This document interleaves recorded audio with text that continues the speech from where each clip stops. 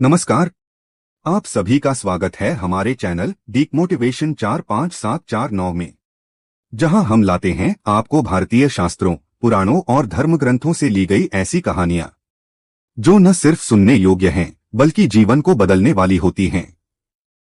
आज आप जो कथा सुनने जा रहे हैं वो एक साधारण किसान और एक गाय की नहीं, बल्कि धर्म और अधर्म, दया और क्रूरता और कर्म और उसके अटल फल की कहानी है। कृपया इस कहानी को बीच में न छोड़े, क्योंकि अंत तक आते आते यह कथा आपको आत्मा की गहराइयों तक छू जाएगी। शायद आपके जीवन का नजरिया भी बदल दे। तो आइए आरंभ करते हैं।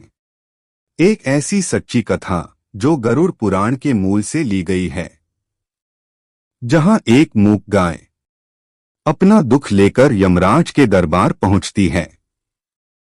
और फिर जो होता है वो हर मनुष्य को जानना चाहिए। बहुत समय पहले एक हरे भरे गांव में धनराज नाम का एक किसान रहता था। उसके पास अच्छे खेत थे, पशुधन था, परिवार था, किसी भी दृष्टि से उसमें कोई कमी नहीं थी। परंतु उसके भीतर करुणा का अभाव था। वह कठोर था, विशेषकर अपने पशुओं के साथ। वह गायों को केवल एक उपयोग की वस्तु मानता था। जब तक गाय दूध देती तब तक वह उसे थोड़ा चारा देता, लेकिन जैसे ही वह बूढ़ी हो जाती उसका व्यवहार बदल जाता। उसकी सबसे पुरानी गाय गंगा अब बूढ़ी हो चली थी। पहले गंगा ने उसके बच्चों को दूध पिलाया, उसके जीवन में सुख पहुंचाया।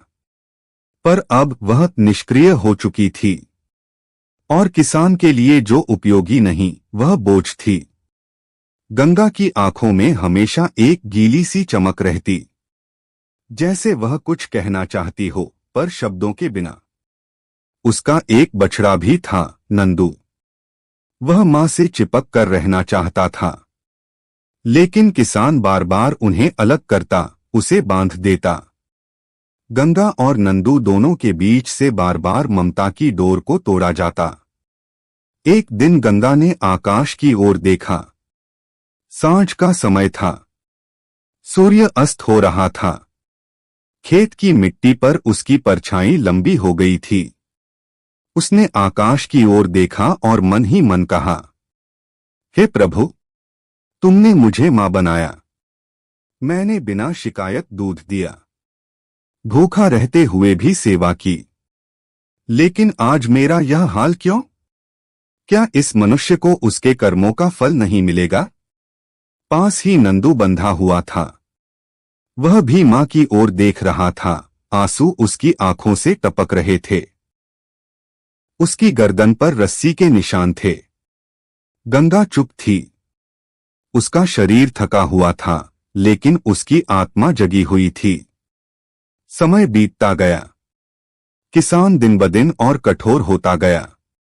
वह बूढ़ी गाय को खाना नहीं देता, बछड़े को पीटता और दूसरों से कहता, अब इसका कोई फायदा नहीं, बस मार कर हटा दूंगा। लेकिन विधाता का लेखा कुछ और था। एक दिन किसान खेत में काम कर रहा था, तभी एक सांप ने उसे डस लिया। कुछ ही घंटों में उसकी मृत्यु हो गई। गांव में हाहाकार मच गया, लेकिन असली हाहाकार तब शुरू हुआ मृत्यु के बाद की यात्रा में। जैसे ही उसकी देह से प्राण निकले, दो भयानक यमदूत प्रकट हुए। वे काले, विकराल और तेजस्वी थे। उनके हाथों में पाश, रस्सी थी और उनकी उपस्थिति से चारों ओर अंधकार छा गया। किसान की आत्मा कांप उठी। उसने डरते हुए पूछा, मैंने क्या किया? मैं तो एक सीधा सादा किसान था। एक यमदूत हंसा और बोला, तू सीधा था, तूने मूक पशुओं पर अत्याचार किया, मां समान गौ का अपमान किया। आज गंगा और उसका पुत्र तेरे विरुद्ध गवाही देंगे। चल, यमराज तेरा इंतजार कर रहे हैं। यमलोक में सभा सजी थी। सिंहासन पर विराजमान थे धर्मराज यम। उनके एक ओर चित्रगुप्त बैठे थे, कर्मों का लेखा जोखा खोलकर।